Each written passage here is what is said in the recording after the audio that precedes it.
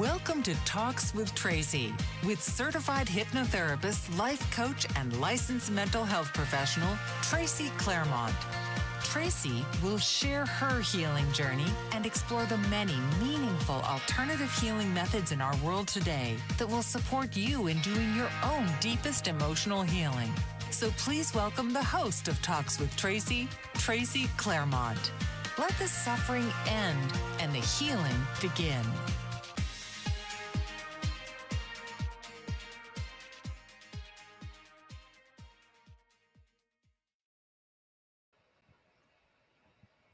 Hello and welcome to Talks with Tracy. I'm your host, Tracy Claremont, coming to you live on the Bold Brave Television Network. Thank you all for joining us today. I hope everybody had a great Thanksgiving. I know I did. It's good to take some time for ourselves, take some time with our family, just have some downtime. Now, I have to admit, I've not always been the best at taking time for myself and downtime, but that has been a part of my own healing process. As I have moved and shifted towards self-love, that also has included self-care. So I really try hard to take some time for myself now and just enjoy and be present in the moment. So I hope all of you had some of that time for yourselves as well. So again, thank you for watching. Thank you, Bold Brave Television Network, for having me. I'm so excited to be here today. I have the amazing and truly inspiring Suzy Woo back with me today. Now, on our last episode, Suzy joined me. It was Talks with Tracy number 45. She joined me and she did such a beautifully candid job of sharing her own personal experience, her experience in 22 years of toxic relationship that included domestic violence. And she talked about what that felt for her and felt like for her. And, that disconnect that she had with herself. And she talked about how she came out of that as well. So it was just a really nice talk about a very serious, important, and difficult topic, because we did point out that holidays aren't necessarily full of joy and cheer when you're in a toxic relationship. In fact, the stress of holidays can often amplify the toxicity in relationships, and that's just the reality of it, unfortunately. So, Suzy, she's just a true survivor and is now thriving in a life that she literally rebuilt from the ground up. So today I'd love to talk with Suzy about that rebuilding process. How do we do that? It's complicated. Sometimes people will say to us, when we're in a toxic relationship, well, just get out, just leave it, and everything will be fine. Well, it is important to leave it and get out for sure, but everything isn't just peaches and cream once you're out of it. There's a process of rediscovering yourself and rebuilding your life, reconnecting to yourself, and that can be pretty complex. Certainly worth it. We are absolutely all worthy of joy and happiness and freedom and peace, for sure. So it's certainly worth it. It's just a complex, a challenging thing to bring to fruition. So we are going to hear from Suzy about how she did that. And also, today she's come all the way around to guiding others in reconnecting with themselves and realizing their authentic self and their fullest potential. What a beautiful thing.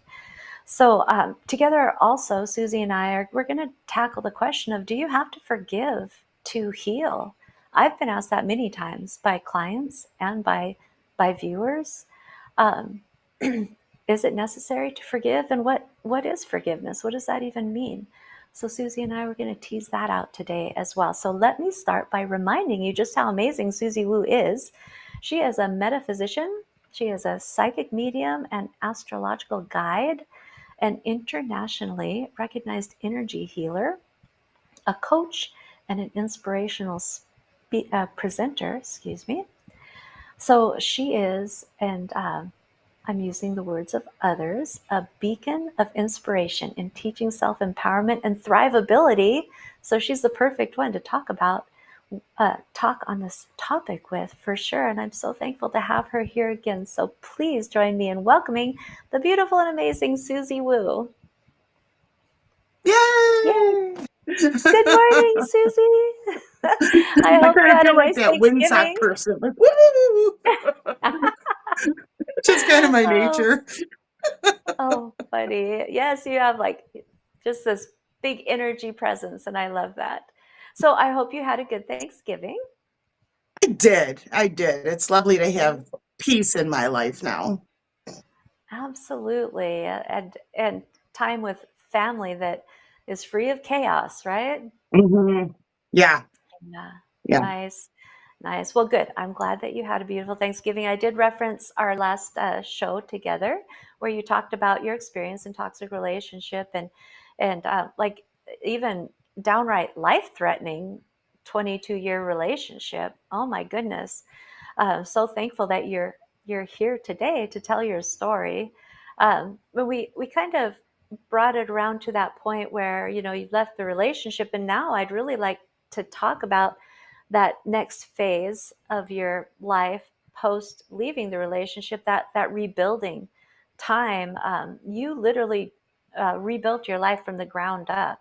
Is that correct? Yeah, yeah. Once everything blew up for the final time, um, it was terrifying because what had happened was we were all chaotically getting ready for like work and school, and my daughter pulled me aside and she said, I can't take living like this anymore. It's either him or me. And she was 16 and there Mm, was no way I could let her run away. So we made a mm, pact that morning and I said, the next time it's going on and I give you the signal that you can call 911. And so that is what happened within 2 weeks from that conversation. mm, And when the police had come, it was like 11 at night, and and they came to the front door and they said they got a call of a disturbance, and he was just sitting at the couch in the dark with his beer watching TV. And he's like, no, there's nothing going on here. Tell him, honey. Oh no, he actually said, I'm just having a beer with my wife. Tell him, honey. And then he turns to look at me, and I was all the way on the far side of the room, back to the wall, handprints on my throat, blood on my shirt. And they oh, took their flashlight and they shined it on me, and back on him. And they said, come on, swear word, you're coming with us. And then they took him then and there. And then the next 2 weeks was kind of a blur. It was a chaotic blur, mm, and I was trembling like a leaf, constantly terrified, mm, because he had said to me if I ever left again that he was going to kill my family and then he was going to kill me, and I thought he was crazy enough to do it. mm. um, it's that whole scared to leave and scared to stay kind of Right. scenario. But once that did happen, as I referenced before, we slept for 2 weeks. And Mm, really what was extremely terrifying to me was these kids, my kids, they have no idea who I am, because all mm, I've been was a doormat, and I was never able to be like my own personality. I became so disconnected from I mean, truly, truly a hollow shell mm, of who I once was, filled with exuberance and vitality, drained completely. And so to rebuild that, I had no help. I did not go to therapy or anything. And I a little bit don't know how I did it. The most mm. terrifying thing was that I have to rebuild this relationship with my children. Do I even know who they are? I know that they don't know who I am because I don't even know who I am. That was Wow. really the most scariest thing in the world. Right. So you're And speaking now, to the disconnect, right? You're yeah, but speaking of the disconnect from yourself and then the disconnect from your children as well.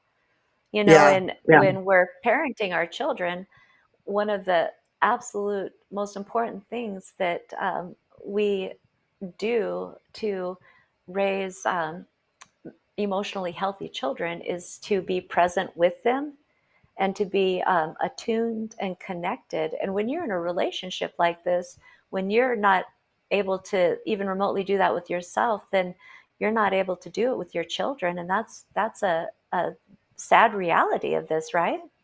Oh, it sure is. It's like one of the Mm-hmm. biggest things in hindsight for all of the people that I've now assisted through their scenarios Mhm. is to get back in touch with who you are so you can be available, because what Mm. people do is they say things like, and this is what I did too, well, I'll wait until the kids graduate, or because we're Mhm. afraid, we don't know how we're going to financially support ourselves. We don't Absolutely. because what happens is they isolate you. Like I mentioned, I like to use the reference of layers of an onion. They peel each layer away that has defined who you are until you're nothing left. And then they pretty much stomp on you.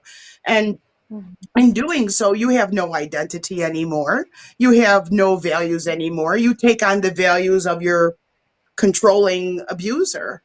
And Mhm. the worst thing you can do is stay, and wait until they graduate, wait until this, because Mhm. what signal are you sending them subliminally? You're saying that this is okay, and it's not. Right. And so So, all and of I'd also just like to make the point, your situation with domestic violence is an extreme example, common, definitely, but also extreme. So I just want to point out too that on this continuum of toxicity in relationships, um, even even if you're not, don't have like marks on your throat and bloodied and things like that, the emotional abuse alone without physical abuse is also something that people uh, tend to stay in, and I have compassion for all people who are not ready to leave a relationship. I'm not judging, but for that same reason, they don't want to destroy the family and things like that. But I like what you're saying about the example that you're setting for your children about what relationship holds for them. right, because you're Mhm. going to you're being that example. And as a Mhm. as children, we emanate our environment because our environment is Mhm. our baseline. And so you're Right. either going to grow up to be an abuser or be the abused. And so I know for Mhm. me, that generational trauma, that whole generation, everything, like it ended with me. Like my Mhm. mother was adopted, so being in a foster home, not a good thing. And Oh. um, so like there's definite patterning that I see. And then in hindsight, come to realize my parents actually were not compatible. But Mhm. I didn't realize that. So I grew up saying, oh, I had the perfect childhood. But then what does that Mhm. actually mean? To me, and that means that my parents were still Mhm. together. So it all, boils down to what an individual's values are, and are you living in alignment with those values? And that it's okay to adjust the mark, you know, on Mhm. what it is that you value. You have to reevaluate your values periodically to make sure that you're living truthful to yourself. Right. And when you're in a controlling toxic relationship, you lose that. You lose that 100%. connection Yeah. with, yeah, Oh, yes. which, Please oh, let go me ahead. add something, Uh-huh. to piggyback on what you referenced, is that you don't need to have a black eye. Mhm. Emotional, it's I don't like to rank anything, but it's almost worse when you have all of the other abuses minus physical, because there's no scars to hide, there's nothing to put the makeup on over. It's a bludgeoning of your soul, it's a bludgeoning of your emotional, Mhm. who you think that you are and what's right and wrong, and the gaslighting. It's just a consistent Mhm. pressure to be everything that you're not and take on another whole character. If it Right. if you wouldn't approve of that behavior to one of your friends or somebody you care about, then that is how you can tell if this is healthy or not. Because the way Right. that I was treated, I would never speak to somebody else in that demeanor, or name Mm. calling. I mean, it's not innocent, and it's not Mm-mm. okay ever. It's not. Right. And it's not, I also hear people say, when they're caught up in a relationship, and I remember I tended to kind of rationalize and make excuses for and minimize things that were Yeah. happening to me. And I understand that a lot of times will be like, well, and I'll just say he, I know this happens to men as well, but he had this happen to him. His dad was like this to him. And, like he's doing the best he can because this happened to him and he's got trauma. He has trauma, which I understand. And it's good to have compassion for people, but it's not a good idea to have compassion to the point where you're excusing the abuse that's happening to you. We lose compassion Exactly. for ourselves when we're giving all this compassion to other people. That's that Exactly. Right. Because disconnect. that's where it comes from. Nobody is born that way. It is learned. It is learned. Mhm. So my ex was a Yeah. misogynist and he was raised that way. So he thought Mm. all women should be treated as property. And then on that side is alcoholism. And so it's just really crazy how it could just kind of like overtake you until you don't know what way is up anymore. And exactly what you said, I minimized all of it, every little thing, um, because I was in denial. And then even after getting out, I never thought to even use that term domestic violence. It was just so Mhm. foreign to me. It was a hard journey back. Very, very difficult journey back because Oh, like I didn't have any support because I was too ashamed to talk to oh, anybody about the extent of that sociopathic, narcissistic, consistent gaslighting, the different levels of abuse. right. And again, shame. It's so key in all of this because I believe shame is what often keeps us, once we do develop our awareness to, something's not okay here, um, a lot of times the shame is what keeps us in it because it's really hard to reach out for help and tell others just exactly what's happening. When you invest years in covering up your pain, it's hard Right, to suddenly be like, hey, that none of that was true. This is what's really happening. That right, ignites yeah, our own shame. And especially in toxic relationships, you're continually shamed anyway, right, and yeah. made to believe you're the problem. Right. Yeah. So if anybody ever says, well, you made me, okay, you need to look at that right now Mhm. because nobody can make you feel a particular way. You are giving your power to that person, which is a Mhm. permission slip. It's just like handing the remote control over to somebody else for you. We don't want to do that. If it doesn't feel right, if it doesn't feel good, if it's not reciprocally supportive, then it's not healthy for you. Healthy. Right. I Yeah. think of, I think that you made me kind of gaslighting is used a lot of times when people cheat and then they're Right. Oh, you caught, made me do you it. know? Yeah. Yeah. Yeah, definitely. Red flags, everybody.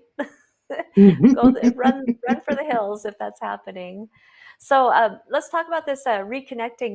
When we get so far out of alignment with our own authentic selves, that you said it wasn't easy. This reconnecting to yourself. I think you even told me once that you saw a video of yourself and you didn't even recognize or know what you looked like coming out of that. Yeah.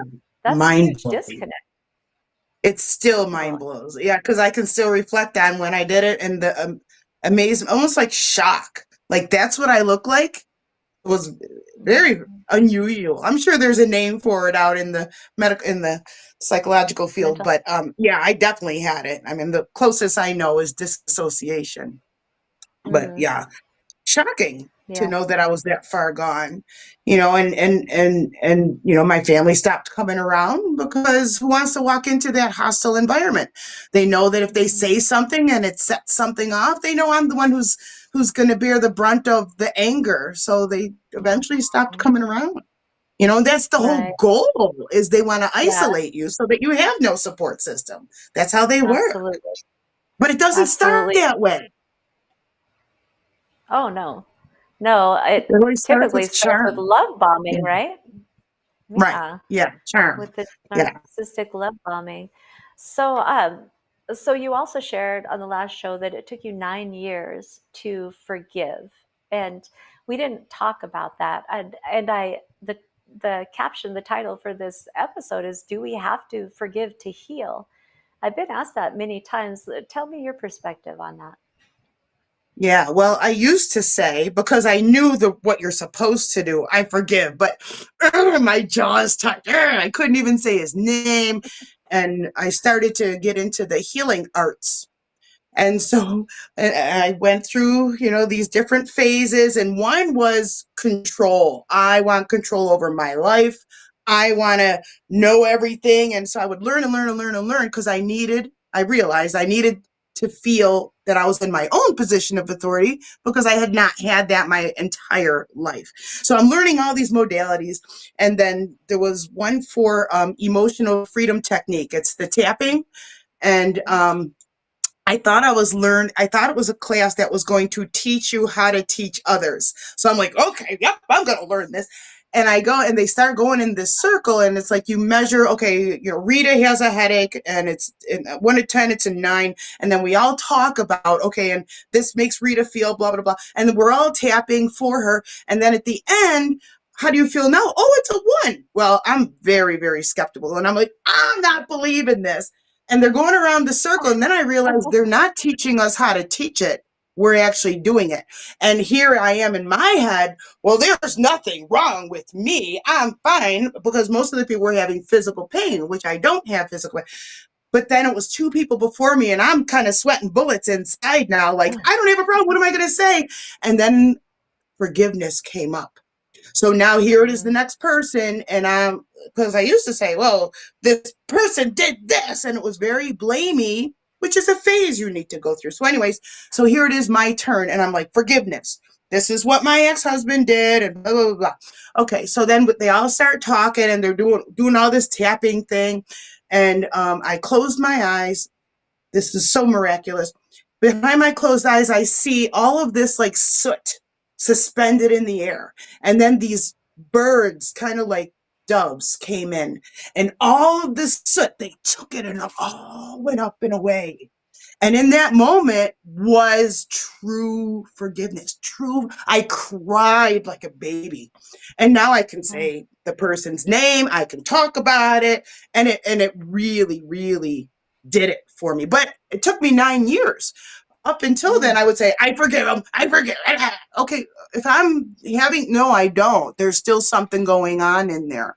So I would love to talk about the art of forgiveness. Okay, well, thank you for that. We do need to take a brief commercial break. When we come back, I'd love to talk about the art of forgiveness. And I'd also like to start by having you share like why you thought you had to forgive in the first place. Like, I'd love to hear your perspective on where that comes from even. And then what forgiveness means. And then I know that you offer some tools for forgiveness as well. So let's do that in our next segment. So you're watching Perfect. Talks with Tracy on Bold Brave Television. We'll be right back. What if there were a super tiny device that could diagnose the brain and is smaller than a single human hair? What if you could see inside the brain to help an epilepsy patient during surgery or to help the fight against Parkinson's disease? Dr. Patricia Broderick is proud to announce the Broderick Probe, a biomedical and electronic breakthrough. Imagine a probe to help with the understanding and potential cure of brain-related diseases. To learn more, listen live to the Easy Sense radio show with host Dr. Broderick, Wednesdays at 8 p.m. Eastern on the Bold Brave TV network. And to help support the Broderick Foundation, please go to EasySense.com and learn how, with your help, we can fight these horrific brain disorders. That's EasySense.com to learn more and help support the Broderick Foundation.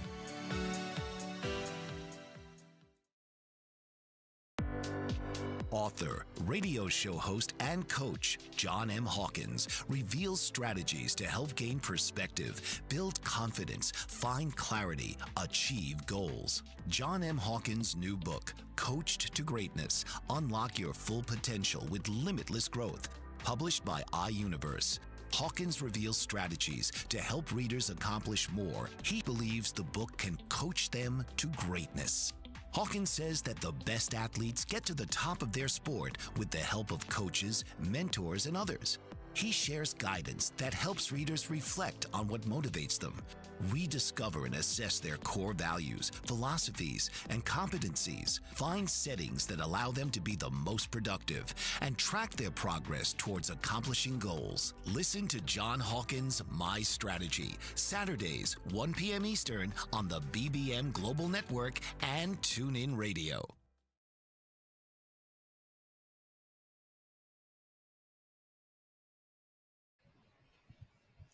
Welcome back to Talks with Tracy on Bold Brave Television Network. I'm here with the amazing Suzy Woo. We were just talking about forgiveness before the break, and I kind of posed some questions to you. The first being, do we have to forgive to heal? And then also, like, what is forgiveness? How do we define that? I think a lot of people think that it means that we come to a place where we condone the behavior or something, and that's not, by my definition, what forgiveness is at all. So tell me what your perspective is.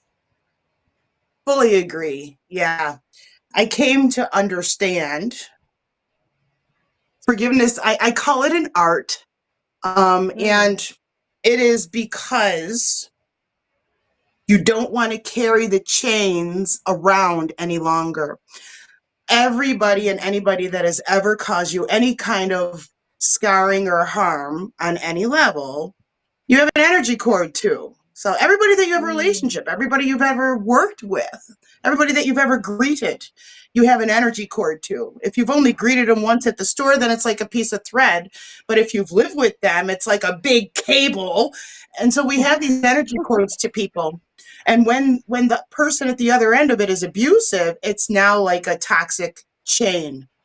And if you think about walking around dragging these chains, why do we want to do that to ourselves? It holds us down. It makes us feel weighty, and it's hard to propel ourselves into a positive trajectory. Instead, we're always looking over our shoulder, looking over that. Okay, that doesn't help us to heal and to progress. To forgive, it's not for them, because what they did is not okay. No matter what it is, if it hurt you, it's not okay. And you're not forgiving for them. Each person has their own karmic patterning. And everybody does. Everybody does. When you forgive somebody, it shatters the chains. It takes away the shackles. If you think about like a bird with little shackles around its feet, it can only fly the length of that chain. And you are that bird. So you can't fly if you do not forgive the person who has harmed you. But you are forgiving them for you so that you can fly. They have their own karma that's attached. Karma's only a B if you're not a nice person. So karma simply is you get back what you put out, and it's usually at least triple fold. The art of forgiveness means what you did is not okay, but I love myself enough that I'm going to release the attachment to you and the control that you have over me. And I'm going to take back my power, and you're going to go your own way, and I'm going to go mine. Wow, A lot of times it I has to do love with that. learning this is not what I want to become. Everybody that you encounter is either helping you or hurting you. Every decision you make in your life is either helping you or hurting you. And so if you're going into an environment where there's toxic people, you have to adjust. What is your level of availability to that person? Because this is how you become accountable for your life. And I will tell you, the hardest pill that I had to swallow was owning up that I had a hand in the abuse, in the destroying of all three of my kids' childhood. I had a hand in that. And it shreds me to no end to know that, because in that healing journey, people, social media and whatnot, well, you had a hand in that too. And I would say, oh, yeah, right. Like, I enjoy getting beat up, right? No, but it really was a level of understanding. In my own psychological awareness, it takes two, even though you feel helpless and everything, everywhere that they want you to be, taking away all access to whatever. You're either going to choose to be bitter or you're going to be better, but you have to choose yourself. You have to say, you know what? This doesn't feel good. It's killing me on the inside. And then when we get to the forgiveness level, after we do the self-work and realize we're worth it, we're worthy of having happiness and joy. We truly are. The natural state of the universe is bliss and expansion. Although you'd never know that, but that's the truth.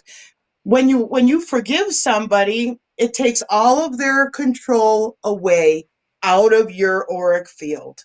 And then Mhm. you have all of this now empty space to fill with love, to fill with healing, to fill with Mhm. forgiving yourself for lowering your Right. standards to accept less than divine treatment to your person, to you.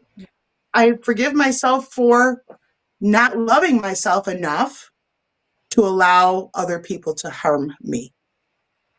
Wow. Oh, I love that. Say that again. You forgive I don't know that I yourself. can. I So love you forgive myself yourself. enough Yes. I love myself enough. I forgive myself. I forgive myself for lowering my standard to allow others to harm me. Oh, beautiful. Because when you love Beautiful. yourself, then your vibration goes up, like your level of consciousness goes up. When you are down into shame and guilt, then you're open to people who are going to want to feast on that. And Mhm. especially if you're empathic, you're going to attract narcissists. It's just the way that it is.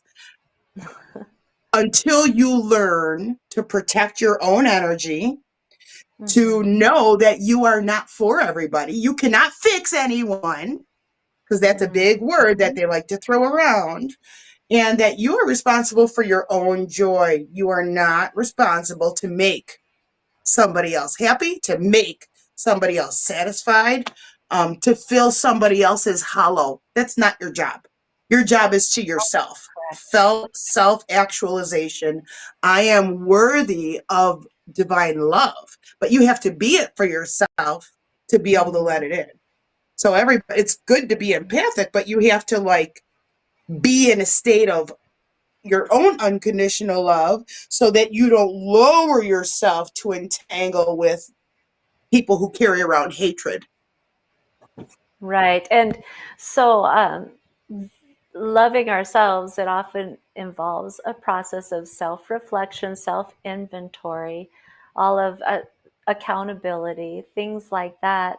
And like you said, forgiving ourselves. I know for quite some time I was very unkind to myself about things that I had a hand in putting my children through in their childhood Mm-hmm. experience, and kind of what I demonstrated to them in terms of relationship. And it has taken a lot of internal reflection and work.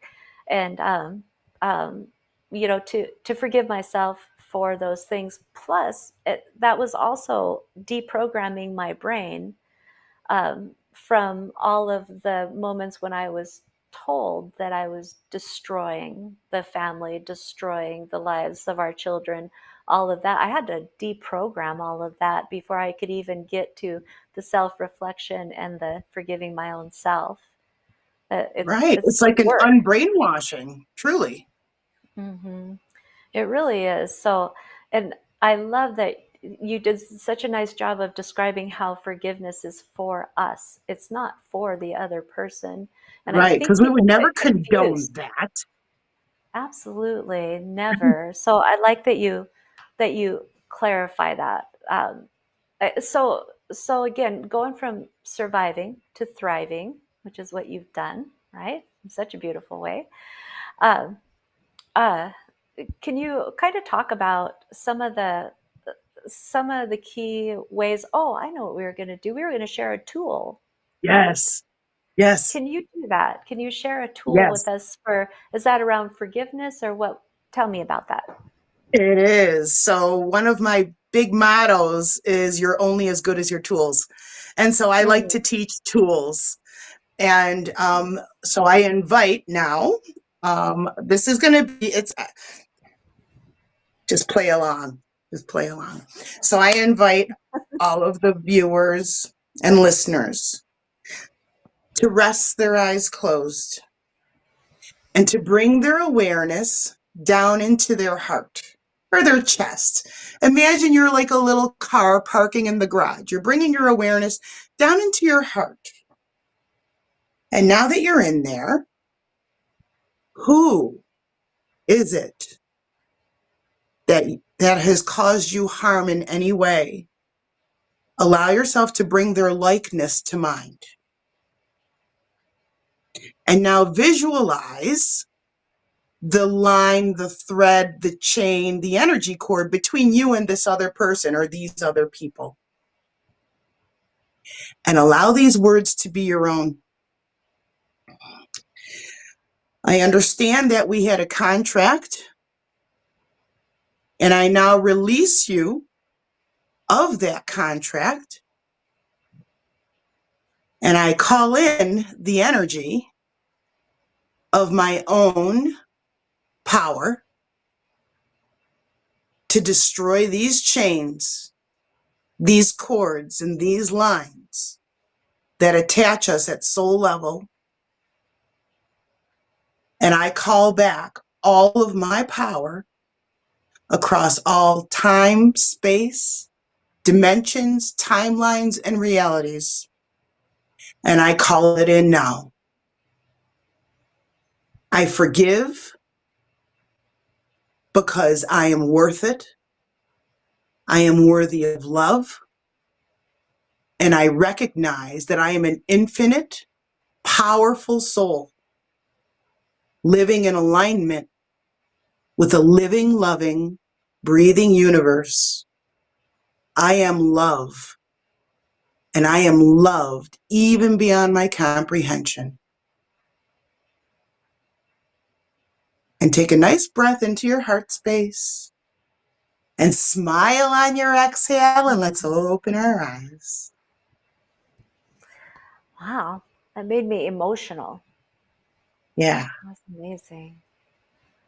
Yeah. And so what's very interesting with a tool like this is I go a little bit deeper in my healing practice with different clients. And it's like a tug of war. And like in, I think, grammar school, and we used to play tug of war with the big rope in gym class. I don't know if anybody else has done that. But if you imagine a giant scissors cuts that rope, or somebody lets go, you kind of go flying back. So when we sever an energy cord from somebody else, they feel that. Now, sometimes what will happen is they will reach out because they are like, uh-oh, I don't have the hooks in them anymore. Well, why this is beautiful? Because you are now in the driver's seat. So if they text, if they call, you don't have to take that call. If you do, you reopen that and they're going to resync that hook into you. Now, as when you see energy, which I do, I will sometimes see like a giant fishing hook in people's auras, or in the solar plexus, which is the ultimate I am. I see other people.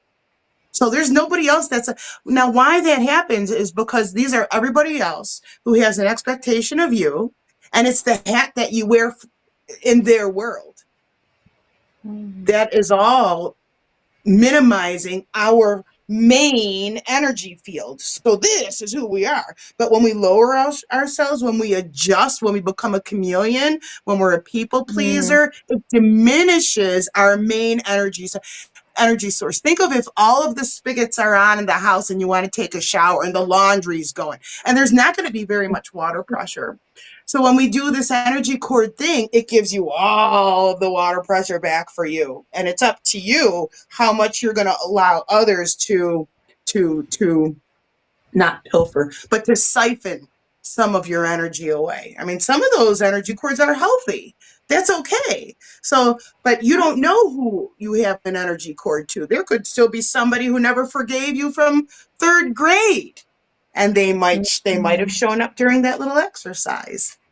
So tell me, when you say at our solar plexus, that's the where we hold those representations. Explain that a little bit more. Yes. So when I look at somebody's solar plexus, And are you talking about And like the from a chakra? chakra perspective, so Okay. the Okay. the energy center, the it's a spinning ball of energy there. The solar plexus, that is the ultimate I am. Who do you think you are? So when I look there, a lot of times it's almost as if I'm under the ground looking up through like a manhole, and I see everybody else's face looking down. That's not good. That means too many other people have have control over who you think you are.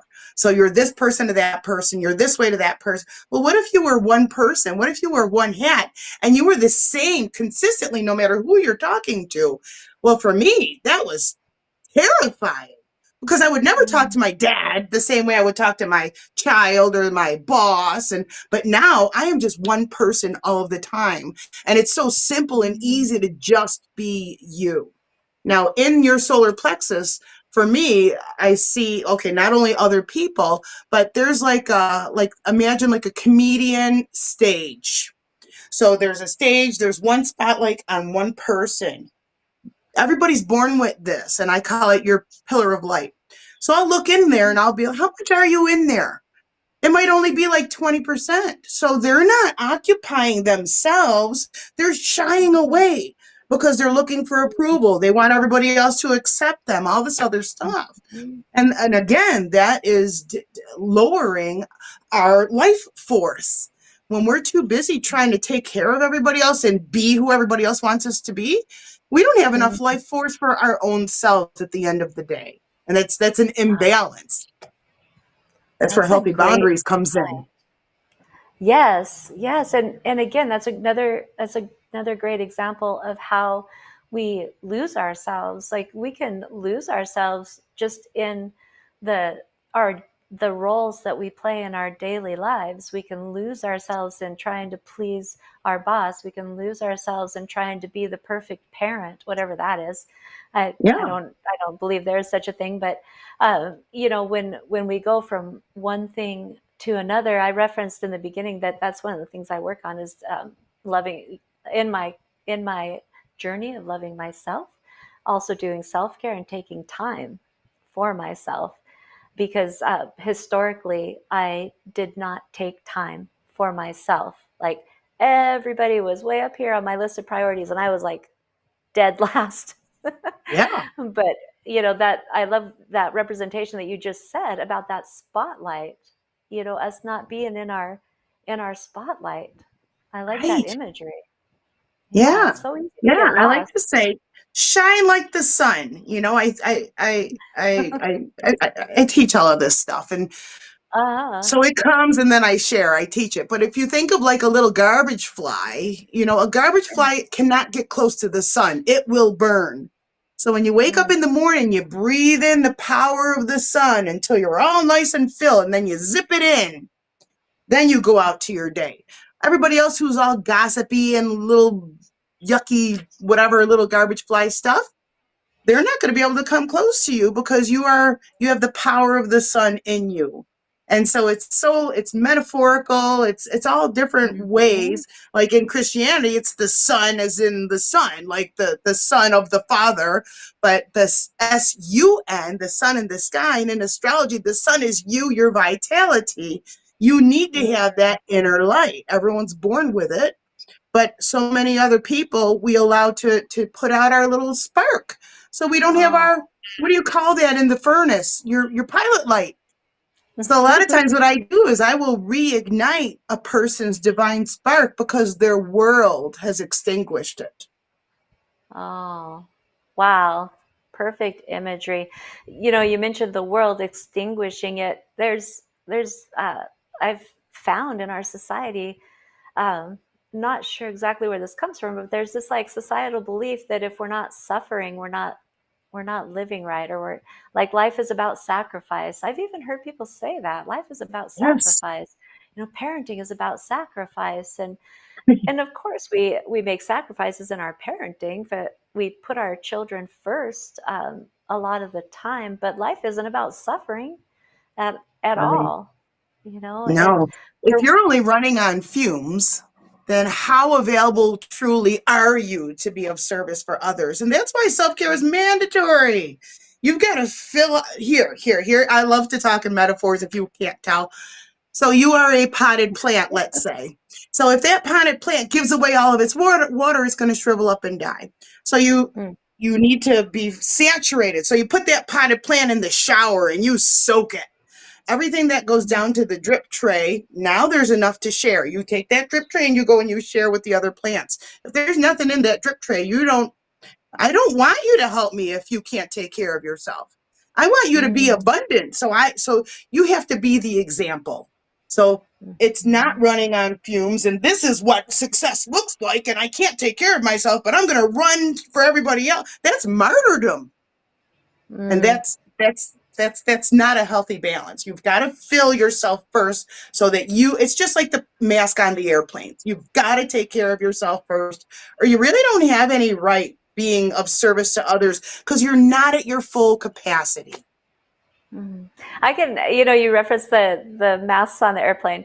I literally can remember when I was much younger and I had a whole house full of kids at home. I can remember like traveling for business or something and hearing them say, put your own mask on first before you help others. In my brain, I would automatically be like, I would never put my mask on first. I would always put my child's mask on first. It was such a part of my thinking. I'd even like want to argue with the flight attendant. It's so ridiculous. And now I totally get it.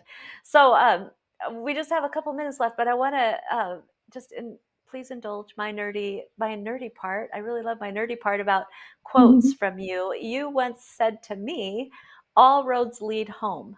I love that. All roads lead home. Tell me what that means in the last couple Yeah, minutes here. I feel that we're here on Earth School to discover who we are at soul level because we get spiritual amnesia when we're born, not so much the younger people now. And all roads lead home, meaning no matter what you practice, the goal is to come back home into your own heart space. It's to come in to here, and it's not a religious thing. It's an understanding. It's a level of consciousness. And when you have that coherence between your heart and your mind, there's this beautiful balance that happens. And it means I value myself and it helps me to see you and let you be who you are too. So I love me and I see you for who you are and I'm going to accept you for who you are and not try to change you, which does not come easy. but that's really what spiritual maturity is, spiritual evolution, evolving to understand, whatever your religion is, you're a child of the universe, God, creator, whatever you use as that label. And it's to have that realization. So it's honoring you as creation, but so is everybody else. They have a right to exist. And even if they're yucky and low level, that's who they chose to be in this incarnation. At the end of the life, all of those masks come off. So even the abusers are not actually that at soul level. They'll come back. You'll come back in the next lifetime, and you might be siblings. You might get along famously because we don't always have the same role in each lifetime. Right, and it's all based on lessons that we came here to learn. Yeah. Yeah. So tell us how we can reach you, how we can get a hold of you for services. I saw one of your advertisements just this morning for, you called it a year ahead report, a reading for 2025 that you're doing. And I'm so excited, not this weekend, but next weekend, I'm having a reading with you. I can't wait. But tell us how we can get a hold of you for services. Yeah, the easiest way is my website, and it has a hyphen in the middle, suzy-woo.com. Okay. Everything is there. And I do I do a newsletter, so you could sign up for my monthly newsletter there. And I am offering a year ahead, which is your astrology for the next year. So you can see what areas of your life are going to be lit up because we've got really big changes. We are going through massive, unprecedented changes. When one outer planet changes signs, it's a generational change, but all of the outer planets are changing signs within 18 months. So we are in extreme change. And how is this going to play out in your life? So it's Oh, extremely beautiful. affordable. You go on my website and you can order it there, or also see the other things that I offer. Great. I encourage everybody to do that. So you did mention in the year to come, I am actually going to have you back in January after the new year. And I'd love to talk about those things in the year to come, the astrological stuff. And I'd also like you to share some of the different healing modalities that we can utilize to really connect with ourselves and really go to that place of loving our authentic selves. So thank you for agreeing to be back in January. I hope you have a beautiful Christmas and a happy new year. And I look forward to talking to you again. And I appreciate everybody for watching the show. I send love to each and every one of you. I'll be back next week. I'm going to do a show where I talk about grieving and really delve into that, because sometimes holidays is a real trigger for our grief. And I'm going to talk about actually why that is and how we can help ourselves. So that's next week. Until then, this has been Talks with Tracy on Bold Brave Television. Thank you, Suzy, and I'll Thank see you all you. next week.